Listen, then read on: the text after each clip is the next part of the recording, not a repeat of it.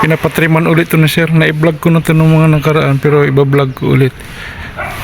Kasi dito tayo kumikita eh. Haha.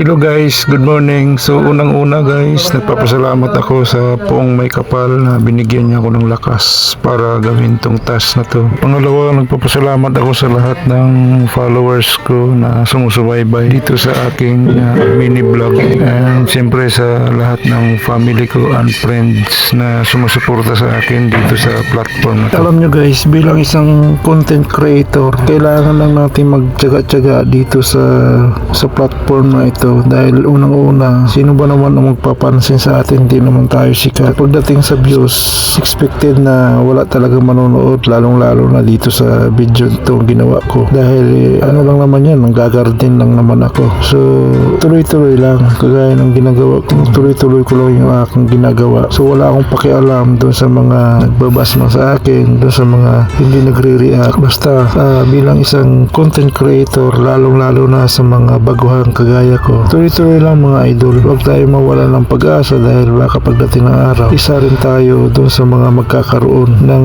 grasya na kagaya ng ibang content creator na malaki na ngayon, sahod na ng malalaki. Yun, so kagaya ng sinasabi ko mga idol, ano lang naman itong ginagawa ko, kagaya niyan, nanggagarden na ako. So yun, yung ginagawa ko yan, pagkatapos niyan ay magkakaroon na ako ng pera. So yan mga idol, pagkatapos kong gawin yan, babayaran ako ng may-ari ng garden na yan. Siyempre, di ba, ando na tayo, pera na.